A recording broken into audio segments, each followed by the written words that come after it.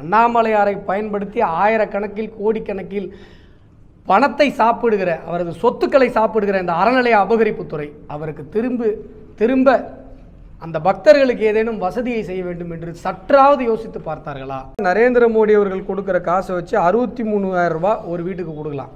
குறைந்தபட்சம் 20,000 ரூபாய் கொடுங்க. நீங்கள் கொடுக்குற 2,000 ரூபாய் வச்சு நாக்கு கூட வழிக்க முடியாதுன்னு சொன்னோம்.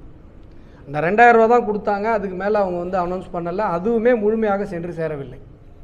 நரேந்திர மோடி அவர்கள் அள்ளி கொடுக்கிறார். திராவிட மாடல் அரசு கிள்ளி கொடுக்குவதற்கு தயங்குகிறது. காவல்துறை தமிழக அரசினுடைய திமுகவினுடைய ஏவல் துறையாக செயல்பட்டு கொண்டிருக்கிறது. எதிர்கட்சிகளை முடக்குவது, எதிர்குரலை முடக்குவது.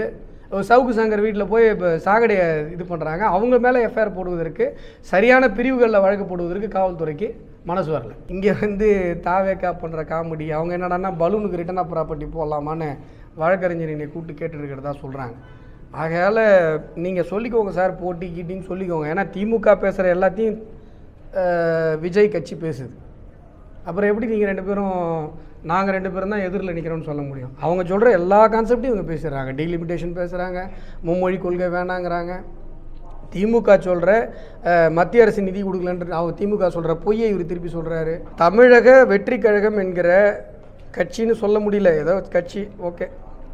அந்த நடிகர் அவர்களுடைய கட்சி திமுகவிடமிருந்து எந்த கொள்கையில் மாறுபடுகிறதுன்னு சொல்லுங்கள். அப்புறமா 2 பேருக்கும் போட்டின்றதை நம்ம முடிவு பண்ணிக்கலாம். எவன் எப்போ வெட்டுவான், எவன் வாயில் வெட்டுவான்னு தெரியாத அளவுக்கு இருக்குது.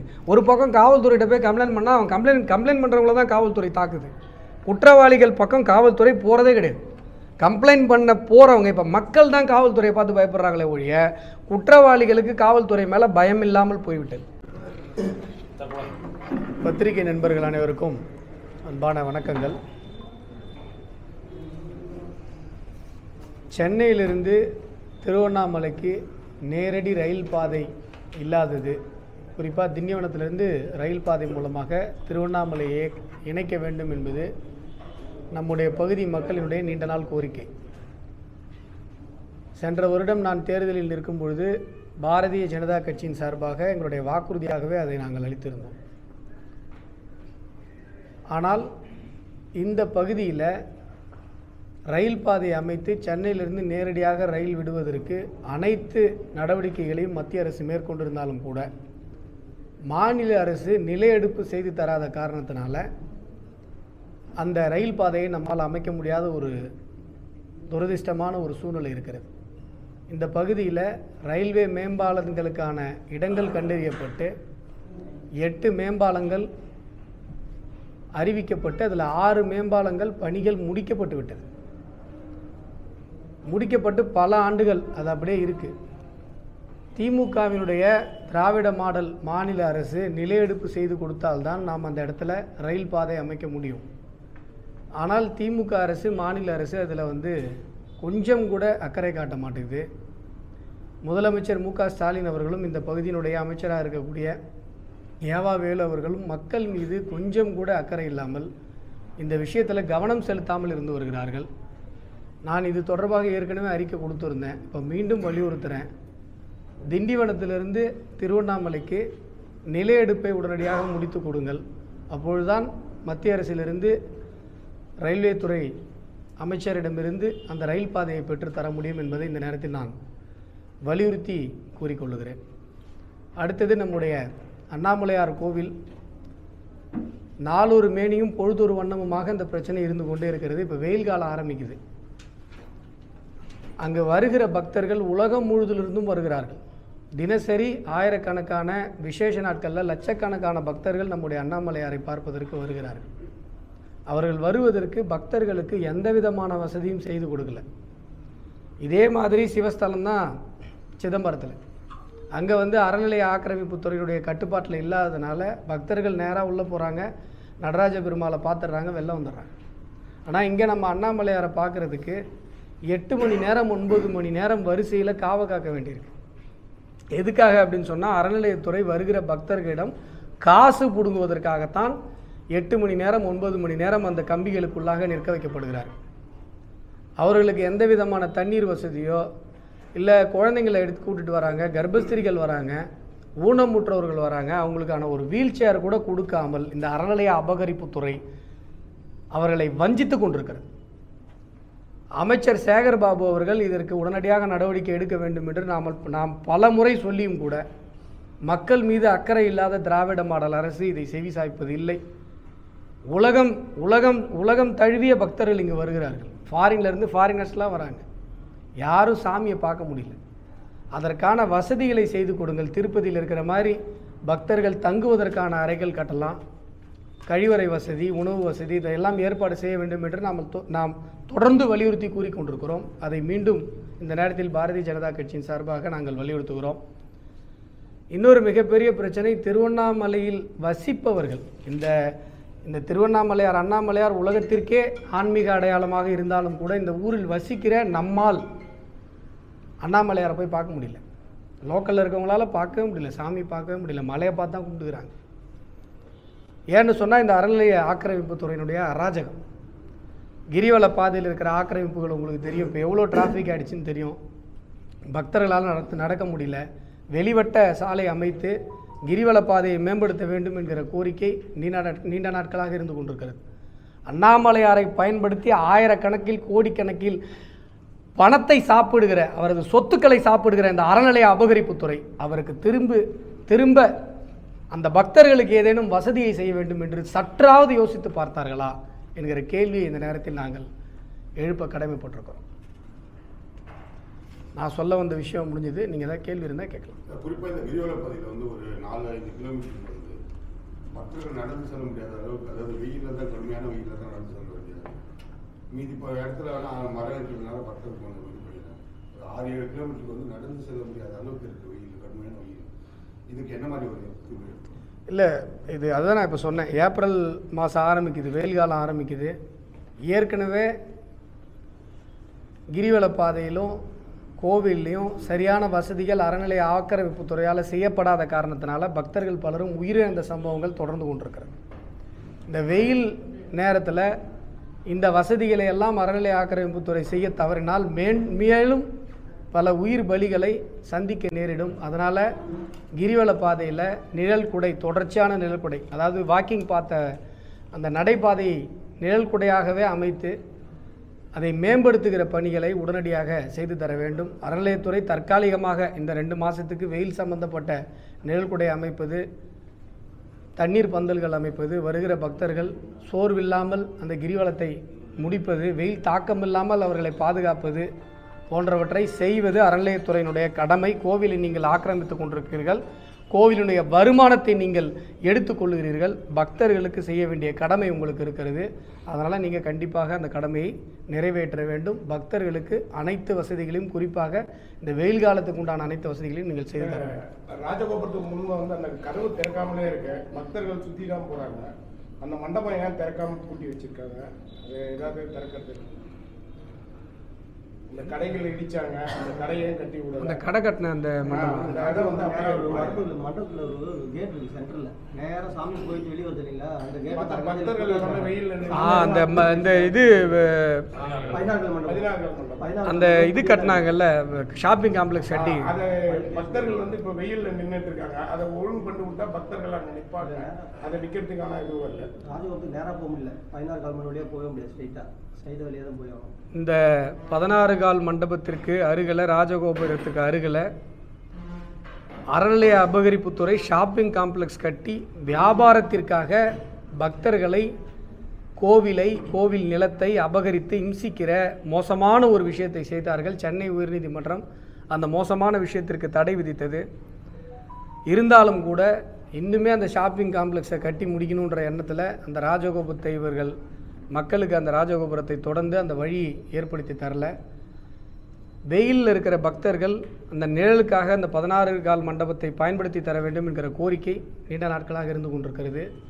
அதையும் உடனடியாக அறநிலைய அபகரிப்புத்துறையும் இந்த பகுதியினுடைய அமைச்சரும் உடனடியாக இந்த விஷயத்தில் தலையிட்டு மக்களுக்கு போதிய வசதிகளை செய்து தர வேண்டும். இந்த வசதிகள் எல்லாம் திருவண்ணாமலை கோவில் பக்தர்களுக்காக உடனடியாக, குறிப்பாக கோடை காலத்திற்கான ஏற்பாடுகள் செய்து தரவில்லை என்று சொன்னால் பாரதிய ஜனதா கட்சி மிகப்பெரிய பெருந்திரள் போராட்டத்தை நடத்த வேண்டி வரும் என்பதையும் இந்த நேரத்தில் நான் எச்சரிக்கையாக சொல்லுவேன். திமுக பொறுத்த வரைக்கும் எதுக்கு எடுத்தாலும் கல்வி நிதி கொடுக்கல, பெஞ்சல் புயலில் பாதிக்கப்பட்ட நிதி கொடுக்க முடியல, எதுக்கு எடுத்தாலும் எந்த ஒரு திட்டம் அறிவிச்சாலும் மத்திய அரசு நிதி கொடுக்கல, மத்திய அரசு எதுவுமே பண்ணல, மத்திய அரசு வச்சு திமுக கவர்மெண்ட்டே வந்து ஒரு போராட்டம் பண்றாங்க. இது நீங்க எப்படி பாக்குறீங்க? ஃபெஞ்சால் புயலில் நம்முடைய திருவண்ணாமலை மாவட்டம், கள்ளக்குறிச்சி மாவட்டம், விழுப்புரம் மாவட்டம், கடலூர் மாவட்டம் 4 மாவட்டங்கள் பாதிக்கப்பட்டது. நரேந்திர மோடி அவர்கள் முதல் கட்டமாகவே 931 கோடி ரூபாய் கொடுத்தார். 931 கோடி ரூபாயை பாதிக்கப்பட்ட குடும்பங்களுக்கு பிரித்து கொடுத்துருந்தால் ஒரு குடும்பத்துக்கு 63,000 ரூபாய் கொடுக்கலாம். ஏன்னா இங்கே கட்டமைப்பு சேதங்களை எல்லாம் மத்திய அரசு தான் சரி செய்து கொடுக்குது. தேசிய நெடுஞ்சாலை சேதமாக இருக்கட்டும், மற்ற விஷயங்களாக இருக்கட்டும், பேரிடர் மீட்பு குழுவே மத்திய அரசு தான் அனுப்புச்சு. மத்திய அரசு நரேந்திர மோடி அவர்கள் கொடுக்குற பணத்தை எங்களுக்கு கொடுக்கறதுல என்ன பிரச்சனை? 2,000 ரூபாய் அனௌன்ஸ் பண்ணாங்க, அதுவும் எல்லா வீடுகளுக்கும் சென்று சேரலை. மனசார வீடு போனவங்கெல்லாம் நிவாரணம் தரேன்னு சொல்லி ஓட்டு வீட்டுக்கெல்லாம் தரமாட்டேங்கிறாங்க. என் ஓட்டு வீட்டில் இருக்கணும் ரோட்டில் படுத்துப்பானா என்ன? அவங்களெல்லாம் தரமாட்டேங்கிறாங்க. நாம் என்ன சொன்னோன்னா, நரேந்திர மோடி அவர்கள் கொடுக்குற காசை வச்சு 63,000 ரூபாய் ஒரு வீட்டுக்கு கொடுக்கலாம். குறைந்தபட்சம் 20,000 ரூபாய் கொடுங்க. நீங்கள் கொடுக்குற 2,000 ரூபாய் வச்சு நாக்கு கூட வழிக்க முடியாதுன்னு சொன்னோம். அந்த 2,000 ரூபா தான் கொடுத்தாங்க. அதுக்கு மேலே அவங்க வந்து அனௌன்ஸ் பண்ணலை. அதுவுமே முழுமையாக சென்று சேரவில்லை. நரேந்திர மோடி அவர்கள் அள்ளி கொடுக்கிறார். திராவிட மாடல் அரசு கிள்ளி கொடுக்குவதற்கு தயங்குகிறது. ஃபெஞ்சால் புயலில் பாதிக்கப்பட்ட மக்களுக்கு கொடுத்துருக்கிற நிவாரணம் பத்தவே பத்தாது. இப்போ கோடை காலமும் ஆரம்பிச்சிருச்சு. ஆனால் இப்பொழுது வரை மழையில் பாதிக்கப்பட்ட குடும்பங்கள் முழுமையாக மீளவில்லை. பொருளாதார ரீதியாகவும் சமூக ரீதியாகவும் இன்னும் மீளவில்லை. நரேந்திர மோடி அவர்கள் கொடுத்த பணம் இன்னும் உங்கள்கிட்ட அப்படியே தான் இருக்குது. இப்போ கூட கேட்டு போல நிவாரணத் தொகையை நீங்கள் உயர்த்தி வழங்க வேண்டும். தமிழகத்தில் அனுதினமும் கொலை, கொள்ளை, கஞ்சா இது மாதிரியான விஷயங்கள் வந்து நடந்துட்டே இருக்கு. சட்டம் ஒழுங்கு எப்படி இருக்கு? இதுல தமிழ்நாட்டு அரசோட நிலைப்பாடு எப்படி இருக்கு? சமீபத்தில் ஒரு போலீஸ்கார கொலை பண்ணியிருக்காங்க. ஆமாம். அதே மாதிரி இப்போ எது ஒரு பாலியல் விஷயம் நடந்தாலும் சரிங்க, அந்த குற்றவாளியை வந்து எப்படிலாம் அதை வந்து இப்போ ஆஃப் பண்ண நினைக்கிறாங்களோ, அதை வெளியே காட்டக்கூடாதுன்னு நினைக்கிறாங்களோ, அப்படிதான் போலீஸும் செயல்படுது. இல்லை தமிழ்நாட்டோட அரசு எப்படி இருக்கு? சட்டம் ஒழுங்கு எப்படி இருக்கு? தமிழகத்தில் சட்டம் ஒழுங்கு சந்தி சிரித்து கொண்டிருக்கிறது என்பது தமிழக மக்கள் அனைவருக்கும் தெரிந்த ஒரு விஷயம். முன்னாள் முதலமைச்சர் கருணாநிதி அவர்களுடைய தனி பிரிவு பாதுகாவலராக இருந்த ஜாகிர் ஹுசேன் அவர்கள் நடு ரோட்டில் கொல்லப்படுறார். இத்தனைக்கும் அதில் 4 நாட்களுக்கு முன்பாக எனக்கு உயிர் ஆபத்து இருக்கிறது, காவல்துறையும் என்னுடைய அச்சுறுத்தலுக்கு ஒரு உடந்தையாக இருக்கிறது என்று அவர் வீடியோ வெளியிட்டார். அவர் வெட்டி கொல்லப்படுறார். அடுத்த நாள் தேசிய நெடுஞ்சாலையில் ஜான் என்பவர் ஒரு 100 பேர் பார்க்குறாங்க, நடு ரோட்டில் வெட்டி கொல்லப்படுறார். இப்போ காவலர் கொல்லப்பட்டிருக்கிறார். போலீஸ் என்ன பண்ணிகிட்டு இருக்கு, போலீஸ் என்ன கீச்சிட்டு இருக்கு அப்படின்னு யாரும் கேட்டுறக்கூடாதுன்றதுக்காக போலீஸ் போய் போஸ்டரை கீச்சிட்டு இருக்குது. ஸ்டாலின் அவர்களுக்கு எதிராக ஒட்டப்பட்ட போஸ்டரை போய் கீச்சிட்டு இருக்குது. சரி, போலீஸ் இவ்வளவு சட்டம் ஒழுங்கு சீர்குலைவுகள் நடக்குது, பெண்களுக்கு எதிரான வன்முறை நடக்குது, அண்ணா யூனிவர்சிட்டியில் யார் அந்த சாரணி போறீங்கன்னு தெரில, அந்த அக்யூஸ்டை வந்து கையை உடைச்சதா ஒரு ஃபோட்டோ காட்டினாங்க, காலை உடைச்சதா காட்டினாங்க. இப்போ பார்த்தா நல்லா நடந்து போகிறாரு. அதுக்குள்ளே எப்படி சரியாச்சுன்னு தெரில. ஜெயிலில் அவ்வளோ ஸ்பெஷல் டாக்டர்ஸ்லாம் இருக்காங்களான்னு தெரில அந்த ஞானசேகரனுக்கு ட்ரீட்மெண்ட் பண்ணவங்க. இப்படி தொடர்ந்து பிரச்சனைகள் இருந்து கொண்டே இருக்கிறது. காவல்துறை என்ன பண்ணுது? பிஜேபிக்காரங்க எத்தனை பேர் மேலே போய் வழக்கு போடலாம்? பிஜேபிக்காரங்க எங்கே சமூக வலைதளத்தில் போஸ்ட்டு போட்டால் அவங்கள போய் எப்படி பொய் வழக்கு ஜோடித்து சிறையில் அடைக்கலாம்? நேற்று ஒரு பேனர் எரிக்கப்பட்டதாக சொல்லி எஸ்சி எஸ்டி பொய் வழக்கு. பேனர் எரிச்சதுக்கு எப்படி எஸ்சி எஸ்டி வரும்? சட்டம் தெரிஞ்சவங்க யாராவது சொல்லுங்கள், எப்படி வரும்? எஸ்சி எஸ்டி என்பது இப்போ எஸ்சி எஸ்டி மக்களை பாதுகாப்பதற்காக கொண்டு வரப்பட்ட ஒரு அருமையான ஒரு சட்டம். ஆனால் அது எப்படி தவறாக பயன்படுத்த வேண்டுமோ அப்படி பயன்படுத்தி கொண்டிருக்கிறார்கள். ஒரு குறிப்பிட்ட கட்சியினுடைய பேனரை எரிப்பது எப்படி சார் எஸ்சி எஸ்டியாக வரும்? எப்படி நீங்கள் போடுவீங்க? காவல்துறை தமிழக அரசினுடைய திமுகவினுடைய ஏவல் துறையாக செயல்பட்டு கொண்டிருக்கிறது. எதிர்கட்சிகளை முடக்குவது, எதிர்குரலை முடக்குவது. சவுக்கு சங்கர் வீட்டில் போய் இப்போ சாகடையை இது பண்ணுறாங்க, அவங்க மேலே எஃப்ஐஆர் போடுவதற்கு, சரியான பிரிவுகளில் வழக்கு போடுவதற்கு காவல்துறைக்கு மனசு வரல. எதிர்கருத்துக்களை அடக்குகிற அடியாளாக இன்றைக்கு காவல்துறை பயன்படுத்தப்பட்டு கொண்டிருக்கிறது. நான் போலீஸ் டிபார்ட்மெண்ட்டில் இருக்கவங்களை பார்த்து கேட்குறேன், உங்களுக்கு மேலேருந்து ப்ரெஷர் வருதுன்னா வச்சுக்கோங்க, எவ்வளவு கனவுகளோடு இந்த காவல்துறையில் நீங்கள் வேலைக்கு சேர்ந்துருப்பீங்க. இப்படி ஒரு குறிப்பிட்ட கட்சிக்கு அடியாளாக செயல்படுவதற்கு உங்களுக்கு கொஞ்சம் கூட மனசு வருத்தமா இல்லையா? எவ்வளவு சட்டம் ஒழுங்கு சீர்குலைவுகள் இருக்கிறது. இதுக்கு வந்து பதில் சொல்லுங்கள் அப்படின்னு சொன்னால் மு.க. ஸ்டாலின் அவர்கள் சட்டசபையில் வந்து, சார் 2023 வந்து 1600 கொலை நடந்தது சார், இப்போ 1199 கொலை தான் சார் நடந்திருக்குதுன்னு சொல்லி அது ஒரு பெருமையாக சொல்கிறார். 2 கொலை கம்மியாக நடந்திருக்கு போன வருஷத்தை விட அப்படின்னு. இப்படி பொறுப்பற்ற முறையில் பதில் சொல்லுகிற ஒரு பொறுப்பற்ற முதலமைச்சரை இன்றைக்கு தமிழக மக்கள் பார்த்து கொண்டிருக்கிறார்கள். இதுவரை இவ்வளவு மோசமான ஒரு ஆட்சியை தமிழ் சமூகம் சந்தித்ததே கிடையாது. தமிழ் சமூகம் சந்தித்ததே கிடையாது. இவ்வளவு மோசமான பெண்களுக்கு எதிரான பாலியல் வன்முறைகள் 5 வயசு குழந்தை பாதிக்கப்படுது, 10 வயசு குழந்தை பாதிக்கப்படுது. சென்னையில் கட்டிட தொழிலாளியினுடைய 10 வயது குழந்தை பாலியல் வன்புணர்வுக்கு ஆட்படுத்தப்பட்டு அந்த வழக்கு சிபிஐக்கு போங்க, சிபிஐக்கு கொடுங்க, தமிழக காவல்துறை மேலே நம்பிக்கை இல்லைன்னு உயர்நீதிமன்றம் சொல்லியும் கூட அந்த வழக்கிற்கு லட்சக்கணக்கில் செலவு பண்ணி போய் சுப்ரீம் கோர்ட்டில் போய் ஸ்டே வாங்கிட்டு வராங்க, சிபிஐ விசாரிக்கக்கூடாதுன்னு. இப்படி ஒரு மோசமான ஒரு மக்களை நசுக்குகிற பேயாட்சி நடந்து கொண்டிருக்கிறது. சட்டம் ஒழுங்கை பற்றி கொஞ்சம் கூட கவலைப்படாமல் இங்கே வேலூரில் ஒரே போராட்டத்தில் 120 பேரை கைது பண்ணி வச்சது காவல்துறை, பிஜேபிக்காரங்க. இன்றைக்கு ஒரு வாரத்துக்கு முன்னாடி திருச்செந்தூரில் ஒருத்தர் வீட்டை உடச்சிட்டு போய் நள்ளிரவில் ஒரு அதிகாலை 4 மணிக்கு போய் அவங்க வீட்டில் இருக்கிற மனைவியை அச்சுறுத்துறாங்க. இப்படி முழுமையாக எதிர்கருத்தியலை போராடுகிற பாரதிய ஜனதா கட்சி போன்ற போராளிகளை அடக்குவதற்கு தான் காவல்துறை பயன்படுத்தப்படுகிறதே ஒழிய இங்கு தினசரி நடக்கிற பட்டப்பகல் படுகொலைகளுக்கு காவல்துறை கண்டுகொள்வதே கிடையாது. 2026 சட்டமன்ற தேர்தலில் எங்களுக்கும் திமுக தான் நேரடி போட்டின்னு சொல்லி விஜய் கூறியிருக்காரு.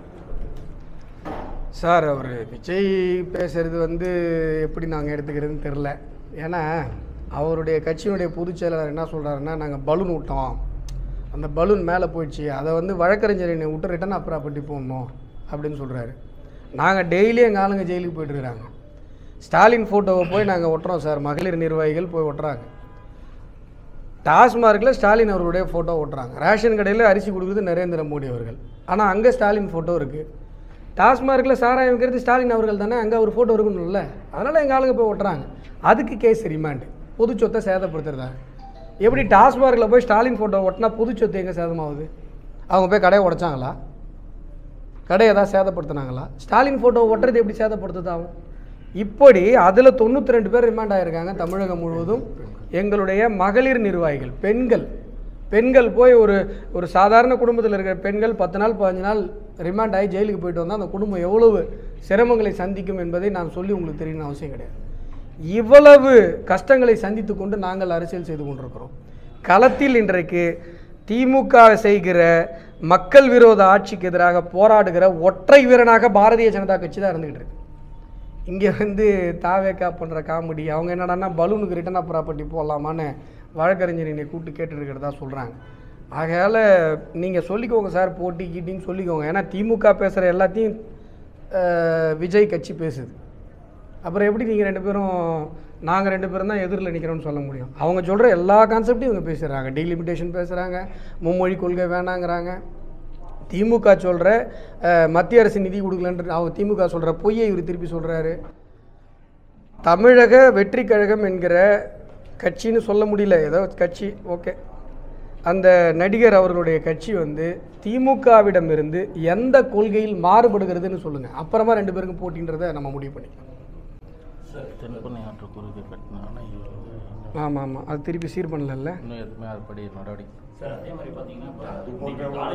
போன்ற ஒரு விஷயங்கள் பொதுப்பணித்துறையின் நம்பகத்தன்மையை யோசிக்க வைக்கிறது. அதை பற்றி நீங்கள் எப்படி படிக்கிறீங்க? இல்லை, அந்த நேரத்திலே நம்ம சொன்னோம், ஃபெஞ்சால் புயலில் ஆற்றுல இவங்க தான் அணையை திறந்து விட்டாங்க. அது முதல் தப்பு. சாத்தனூர் அணையில் எந்த அறிவிப்பும் மக்களுக்கு கொடுக்கல.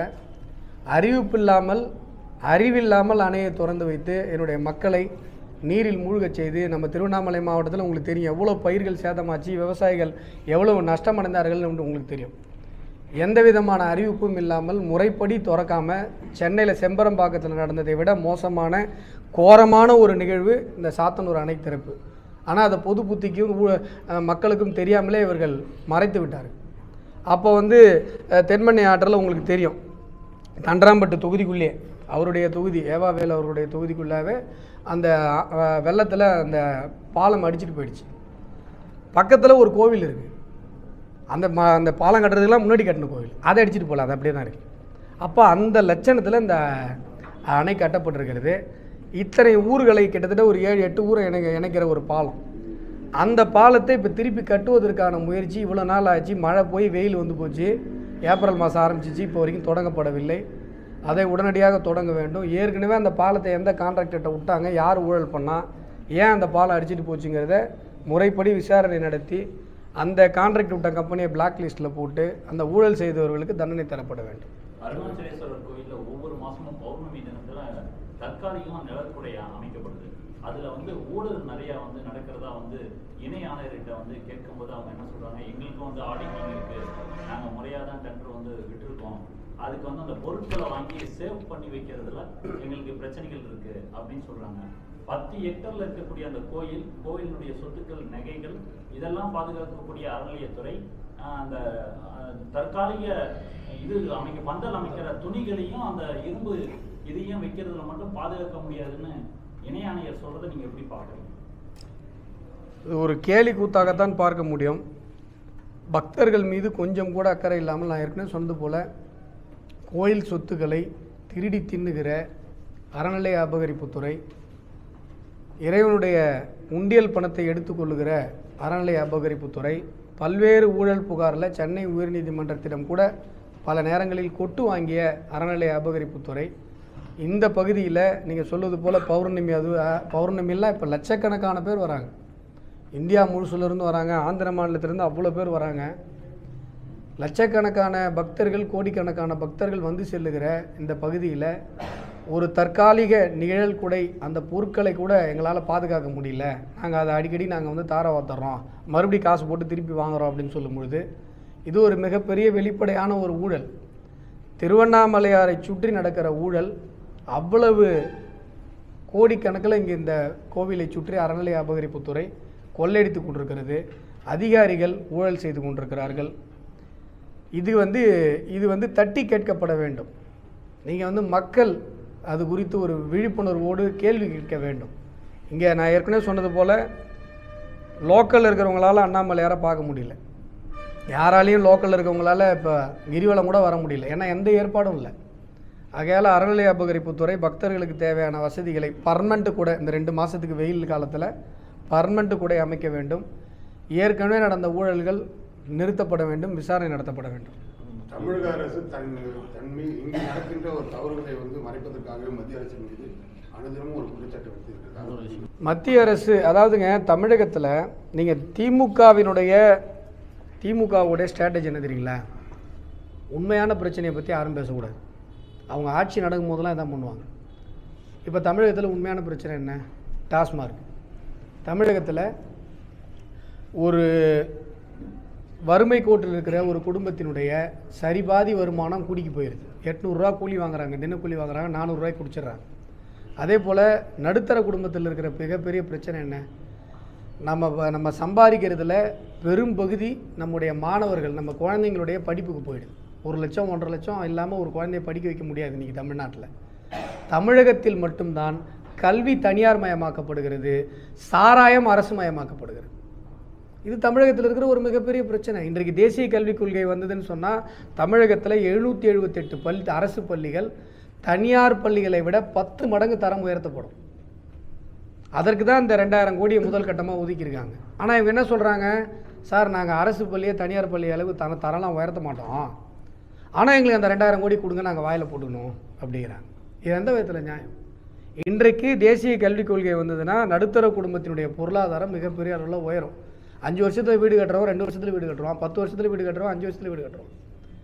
இன்றைக்கு இந்த அரசு பள்ளி மாணவர்களுக்கு தனியார் பள்ளிக்கு இணையான, இன்னும் சொல்லப்போனால் அதை விட அதிகமான தரமான சுகாதாரமான கட்டமைப்போடு கூடிய கல்வி கிடைக்கும், இலவச கல்வி கிடைக்கும். இதை இன்றைக்கு திராவிட மாடல் அரசு தடுத்து கொண்டிருக்கிறது. இது ஒரு மிகப்பெரிய பிரச்சனை. டாஸ்மார்க் பிரச்சனை, சட்டம் ஒழுங்கு பிரச்சனை, தினசரி கொலைகள். ஜூனியர் வீடனில் இந்த மாதத்தில் நடந்த கொலையை பட்டியல் போட்டு வச்சுருக்காங்க.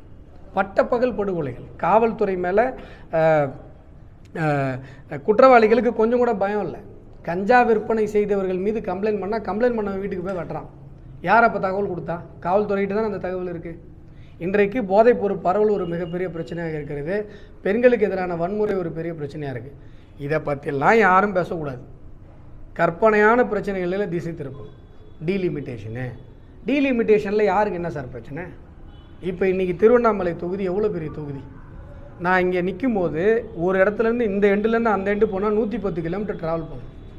திருப்பத்தூர் ஜோலார்பேட்டை பகுதி மக்கள்லாம் வந்து நாங்கள் மாற்றாந்தாய் மனப்பான்மையோடு நடத்தப்படுகிறோம், வாக்குறுதியில் கூட எங்களுக்கு ரெப்ரசன்டேஷன் இல்லைன்னு ரொம்ப நாளாக சொல்லிட்டு இருக்காங்க. இப்போ நம்முடைய திருவண்ணாமலை பாராளுமன்ற தொகுதியை எடுத்துக்கோங்க, எவ்வளவு பெரிய பாராளுமன்ற தொகுதி. டீலிமிட்டேஷன் வந்து 2ஆக பிரிக்கப்படுது, 3ஆக பிரிக்கப்படுது. 2 MP 3 MP ஒரு MP 2 MP எக்ஸ்ட்ரா கிடைக்கிறாங்க அப்படின்னு சொன்னால் அது மக்களுக்கு நல்லதா இல்லையா? நான் வாக்குறுதி கொடுக்கும்போது திருப்பத்தூர் ஜோலார்பேட்டை மக்கள் சந்தோஷப்பட்டாங்க. சார் பரவாயில்ல சார், திருவண்ணாமலைக்கு ஃபோக்கஸ் கொடுத்த மாதிரி எங்கள் பகுதிக்கு நீங்கள் ஃபோக்கஸ் கொடுத்துருக்கீங்க. திருப்பத்தூர் மெடிக்கல் காலேஜ் சொல்லியிருக்கீங்க, ஜோலார்பேட்டைக்கு வந்தே பாரத் சொல்லியிருக்கீங்க, ரொம்ப சந்தோஷம்னு சொன்னாங்க. ஏன்னா எங்களை யாரும் கண்டுக்க, ஜவ்வாது மலையெல்லாம் சுத்தமாக யாருமே கண்டுக்க மாட்டாங்க. பிரச்சாரத்துக்கு நான் மட்டும்தான் போனேன் ஒவ்வொரு கிராமத்துக்கும். இப்போது கூடுதலாக இங்கே நமக்கு எம்பி கிடைக்கிறாங்கன்னா நல்லது தானே மக்களுக்கு. அப்போ டீமினேஷன் தொகுதி மறுசீடு வரையறனால தமிழகத்துக்கு அதிக தொகுதிகள் கிடைக்கும்னு சொல்லிக்கலாம். அதிக தொகுதி கிடைக்கும், அவங்களே ஒத்துக்கிறாங்களே. அவங்க என்ன சொல்கிறாங்க, தமிழகத்திற்கு அதிக தொகுதி கிடைக்கும் சார், உத்தரப்பிரதேசத்துக்கு அதை விட அதிகமாக கிடைக்கும். இப்போ உத்தரப்பிரதேசத்துக்கு நம்மளோட கம்மியாக இருக்குது. நமக்கு 39 எம்பி, அங்கே 80 எம்பி. ஆல்ரெடி அவங்க அதிகமாக தான் வச்சுருக்காங்க. என்னமோ புதுசாக அதிகமாக போகிற மாதிரி இவங்க கற்பனையான பிரச்சனைகளுக்கு நம்ம டைவர்ட் பண்ணுறாங்க, நம்மளை திசை திருப்புறாங்க. ஏன்னா அப்போ தான் நீங்கள் உண்மையான பிரச்சனையை பேச மாட்டீங்க. இங்கே நடக்கிற சட்டம் ஒழுங்கு பிரச்சனை, டாஸ்மார்க் பிரச்சனை, டாஸ்மார்க்கில் 1000 கோடி ஊழல் பிரச்சனை. தமிழ்நாட்டில் யாருக்கு சார் தெரியாது டாஸ்மார்க்கில் 10 ரூபா 20 ரூபா 30 ரூபா எக்ஸ்ட்ரா வாங்கினாங்கன்னு? யாருக்கு தெரியாது? எல்லாருக்கும் தெரிஞ்ச ஒரு ஊழல். அதை பற்றி பேசாமல் கற்பனையான டீலிமிட்டேஷனுக்கு பேசணுன்னா இதுதான் திமுகவினுடைய அரசியல் தந்திரம், நரி தந்திரம். உண்மையான பிரச்சனையை மக்கள் பேசக்கூடாது. மக்கள் இங்கே செத்துக்கிட்டு இருக்கோம், அதெல்லாம் யாரும் பேசக்கூடாது. இல்லாத போகாத ஊருக்கு வழி தர்ற மாதிரி இல்லாத கற்பனையான பிரச்சனைகளில் மக்களை திசை திருப்புகிற நயவஞ்சக நாடகத்தை திமுக திராவிட மாடல் அரசு நடத்தி கொண்டிருக்கிறது. இந்த 4 ஆண்டு கால திமுக ஆட்சியில் மக்களோட வாழ்வாதாரம் மேம்பட்டிருக்கா? இல்லைங்க, மக்கள் வாழ்வதற்கே பயப்படுகிற ஒரு சூழ்நிலை இருக்குது. வாழ்வாதாரத்துக்கு போகிறீங்க, எவன் எப்போ வெட்டுவான், எவன் வாயில் வெட்டுவான்னு தெரியாத அளவுக்கு இருக்குது. ஒரு பக்கம் காவல்துறையிட்ட போய் கம்ப்ளைண்ட் பண்ணால் அவன் கம்ப்ளைண்ட் பண்ணுறவங்கள தான் காவல்துறை தாக்குது. குற்றவாளிகள் பக்கம் காவல்துறை போகிறதே கிடையாது. கம்ப்ளைண்ட் பண்ண போகிறவங்க இப்போ மக்கள் தான் காவல்துறையை பார்த்து பயப்படுறாங்களே ஒழிய குற்றவாளிகளுக்கு காவல்துறை மேலே பயம் இல்லாமல் போய்விட்டது. நீங்கள் விக்கிரவாண்டியில் ஒரு பெண் குழந்தை மரணம் அடையுது, அதுக்கு என்ன விசாரணை நடத்தினாங்க? அந்த ஸ்கூல் மேலே என்ன நடவடிக்கை எடுத்தாங்க? அவங்க பார்த்தீங்கன்னா 1 வாரம் 1.5 வாரத்தில் பெயிலில் வெளில வந்துட்டாங்க. இதுதான் காவல்துறை நடத்துகிற ஒரு லட்சணம். விருதாச்சலத்தில் 5 வயது 1ஆம் கிளாஸுக்கு போகிற குழந்தை, எல்கேஜி முடிக்கிற ஒரு குழந்தை, அந்த பகுதியினுடைய தாளாளராலே, இன்னும் சொல்லப்போனால் திமுக நிர்வாகி அவர், பாலியல் வன்கொடுமைக்கு ஆட்படுத்தப்பட்டது, பாலியல் சீண்டலுக்கு ஆட்படுத்தப்பட்டது. என்ன நடந்தது? இன்றைக்கி பெண் குழந்தைகளை பெற்றவர்கள் வயிற்றில் நெருப்பு கட்டிகிட்டு இருக்காங்க. நம்ம குழந்தைங்க எந்த ஏஜில் இருக்க பெண்களுக்கும் இப்போ தமிழகத்தில் பாதுகாப்பு இல்லை. மக்கள் வாழ்வாதாரம் என்பதெல்லாம் பெரிய வார்த்தை, வாழ்வதற்கே இன்றைக்கு அஞ்சுகிற ஒரு மோசமான ஒரு சூழ்நிலை தமிழகத்தில் இருந்து கொண்டிருக்கிறது. எந்த இடத்துல மக்களுக்கு பாதுகாப்பு? வீட்டில் பாதுகாப்பா? ரோட்டில் பாதுகாப்பா? பஸ் ஸ்டாண்டில் பாதுகாப்பா? எங்கே பாதுகாப்பு இருக்குது? தமிழகத்தில் எங்கேயுமே மக்களுக்கு பாதுகாப்பு கிடையாது. எந்த சாராரும் தமிழகத்தில் நிம்மதியாக இல்லை.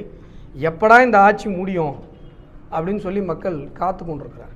அருணாச்சலேஸ்வரர் கோவிலுடைய அறங்காவலர் தலைவரை ஒதுக்கிவிட்டு இன்று இணை ஆணையர் மாறுதலாகக்கூடிய இணை ஆணையர் இன்று அவசரமாக சில கோப்புகளில் கையெழுத்து பெறுவதாக ஒரு தகவல் பரவி இருக்கு. இதை எப்படி பார்க்குறீங்க? அறங்காவலர் வச்சு கையெழுத்து வாங்க காமனாக நான் சொல்லிட்டேன். அறநிலைய அபகரிப்புத்துறை அண்ணாமலையார் சொத்துக்களையும் சரி, அண்ணாமலையாருக்கு பக்தர்கள் தருகிற காணிக்கைகளையும் சரி, உண்டியல் காசையும் சரி எடுத்துக்கொள்கிறது. பல்வேறு ஊழல்கள் இந்த கோவிலை சுற்றி நடந்து கொண்டிருக்கிறது. எல்லாருக்கும் தெரியும், மக்கள் எல்லாருக்கும் தெரியும். அதை அண்ணாமலையார் பார்த்து கொண்டிருக்கிறார். இந்த ஊழலுக்கெல்லாம் கண்டிப்பாக 2026 ஒரு மிகப்பெரிய முற்றுப்புள்ளியை அவர் வைப்பார். ஒரு மாதம் பார்த்தீங்கன்னா பௌர்ணமி முடிச்சு கோயில் உண்டியில் இருக்கிறாங்க. சமீபம் ஒரு 6 மாத காலம் பார்த்தீங்கன்னா 3 கோடி 4 கோடி 4,000 கோடி வரைக்கும் இப்போ 2 நாள் உண்டியில் ஆரம்பிச்சிட்டாங்க. சராசரியாக இவ்வளோ கணிசமாக தொகை வருது. ஆனால் அந்த தொகையிலிருந்து ஒரே ஒரு 10 ரூபாவோட HRNC ஃபண்ட் செலவு பண்ண மாட்டேறாங்க. எதுக்கு எடுத்தாலும் வெளியிலேருந்து ஸ்பான்சர், ஒரு விபூதி படிச்சு கொடுக்குற அந்த பேப்பர் கூட வெளியிலேருந்து தான் பிடிக்கிறாங்க. கேட்டால் HRNC பணம் HRNC மட்டும் தான் யூஸ் பண்ணோம், இதை நாங்கள் எந்த டெவலப்மெண்ட் நாங்கள் பண்ண மாட்டோம், ஸ்பான்சருக்கு தான் பண்ணுவோன்றாங்க. இதை பற்றி கொடுக்குறது ஒவ்வொரு பௌர்ணமிக்கும் உண்டியலில் அவ்வளவு பணம் அண்ணாமலையார் கோவிலுக்கு வருது. ஒவ்வொரு பௌர்ணமி முடிஞ்சும் 3 கோடியிலிருந்து 4 கோடி வரை வருமானம் வருகிறது. இந்த பணத்தை எல்லாம் கோவில் மேம்பாட்டிற்காகவோ பக்தர்கள் வசதிக்காகவோ அறநிலைத்துறை செலவு செய்வது கிடையாது. கோவிலினுடைய தினசரி நிர்வாக பணிகளுக்கு கூட வெளியிலிருந்து பக்தர்கள் கொடுக்குற காணிக்கையை தான் பயன்படுத்தி கொள்கிறார்கள். பக்தர்கள்டிருந்து காணிக்கை வாங்கிக்கிறாங்க, ஆனால் அந்த காணிக்கையை கணக்கில் காட்டுறதில்லை. பக்தர்கள்டிருந்து வாங்கிக்கிட்டு இந்த கணக்கு இருக்கு இல்லையா, உண்டியல் காசு, இதில் எடுத்து செலவு பண்ண மாதிரி பொய் கணக்கு எழுதி ஊழல் செய்து கொண்டிருக்கிறார்கள். ஒவ்வொரு முறை ஒரு முறை வர்ற காசு இருந்தால் போதும், ஒரு முறை பௌர்ணமிக்கு உண்டியலில் விழுற காசு இருந்தால் போதும். இங்கே வருகிற பக்தர்கள் அத்தனை பேருக்குமான நிரந்தரமான வசதிகளை செய்து தர முடியும். ஆனால் அவ்வளவு காசை அபகரித்து கொள்ளுகிற இந்த அறநிலை அபகரிப்புத்துறை மக்களுக்கு எந்த விதமான நன்மையும் செய்வது கிடையாது. திருவண்ணாமலைக்கு வருகிற பக்தர்கள் உண்டியல் புறக்கணிப்பு போராட்டத்தை முன்னிறுக்க வேண்டும். திருவண்ணாமலை பக்தர்களும் சரி, திருவண்ணாமலை வாழ்கிற ஊர் மக்களும் சரி, இந்த அறநிலை அபகரிப்புத்துறை நமக்கு எந்த விதமான வசதியும் செய்து தராது, நம்மகிட்டருந்து காசை மட்டும்தான் பிடுங்க அப்படின்னும் போது இனிமேல் தயவு செஞ்சு உண்டியலில் காசு போடாதீங்க. உண்டியலில் காசு போடாதீங்க. உண்டியல் புறக்கணிப்பு போராட்டத்தை செய்யணும். அப்போ தான் இந்த அறநிலை அபகரிப்புத்துறையினுடைய ஆணவத்திற்கு நம்மால் முடிவு கட்ட முடியும். நம்மிடமிருந்து பணத்தை வாரி சுருட்டி கொள்ளுகிற அறநிலை அபகரிப்புத்துறை நமக்கு திருப்ப என்ன செய்யுது அப்படின்னு சொன்னால் நமக்கு துரோகம் தான் செய்யுது. அதனால் பக்தர்களிடம் நான் கோரிக்கை விடுத்துக் கொள்கிறேன், உண்டியலை புறக்கணிங்க, உண்டியலில் காசு போடாதீங்க.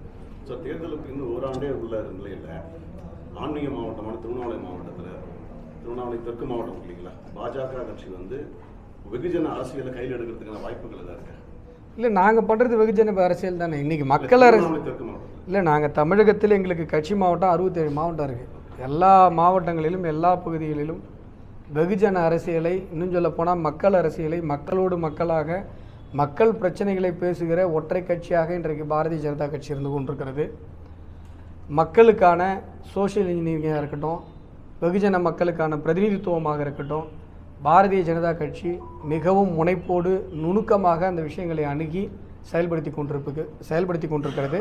அது எல்லா பகுதிகளிலும் சிறப்பாக நடக்கும்.